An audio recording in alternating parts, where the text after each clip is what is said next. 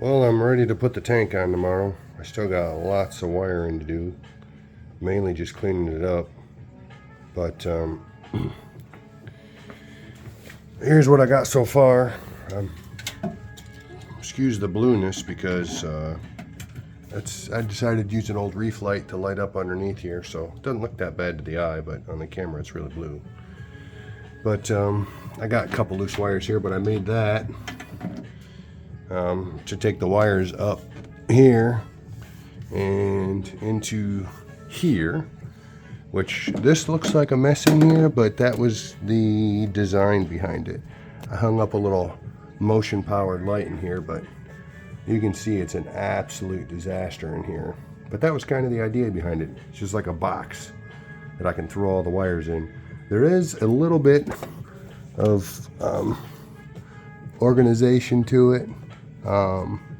Mainly I tried to keep the wires together. If I do have to swap something, I can. If I unplug the skim mate locker here, I can reach all the way to the other side. I kind of did a test when I installed that light, and then I did another one right here in the front, another motion light to light this area here. Those plugged in on the far side all the way down, and I was able to reach my hand in there and get the stuff plugged in. Is it fun? No, but it works. It's not an area you plan on getting into often, but I got all the controllers mounted here. My Versas, I've got another Versa going here, the battery backup.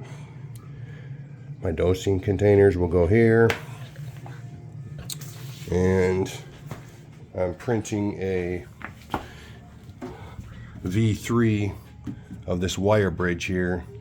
The idea being is I'm going to run all my wires across on this, and then if I need to pull any of these pieces of equipment out, like the skimmer here, to clean it or work on it, I can just pop the wires out here, pull it out, do the work, pop it and pull it back in. If I need to completely remove like the skimmer, take it up to the sink or something, I did purposely put the skimmer down on the end here, so I can, it's actually not even plugged in right now, but you can see the plug here. The plug for the skimmer is right here, so I'll very easily be able to access here and unscrew it and take it out. All the other equipment don't really need to take out very often. You could argue the return pump, but I usually don't take that anywhere. I usually take it out, clean it in a bucket right next to the tank. That's what I did on my old one, so I'm going to do that here. This is where all my dosing lines are going to go. I installed a pump, a little AC C-Che pump in my skimmer area here. I basically turn that on when I dose to make sure everything's getting mixed up really well. There's my two heaters. I was going to 3D print something to hold those, but I ended up just ordering an Octo Aquatics. He makes a magnetic holder, so I'll just stick them to this baffle here, hang them on the side. I've got my reactor, carbon reactor. It's way bigger than I thought it was going to be. Not quite sure what I'm going to do with that yet. I thought about running it externally, but seeing as how you change the carbon once a month, I didn't want to risk getting water all over the floor, so I think I'm just going to plumb it in here. I'll have a manifold coming off the return, so it'll be a real short run. Other than that, let's see here. Yep, it's ready to go. I'll bring the tank out of the garage tomorrow. Got some help coming. We'll get it set on there, and then I can work on getting the lights and stuff hung, because that's a whole nother task.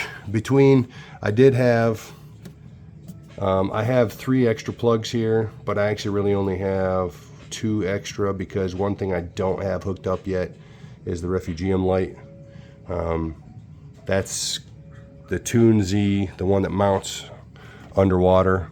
I'm going to mount that in the back corner here, so I'll still need to plug that in here. But I've got basically 12 plugs each there, or 6 plugs each there, so 12. That's all plugged in. Got these 3, and then I'll have 8 more for my lights. I guess as well as technically this here too, which is for the skim mate locker. So yeah, a lot of plugs.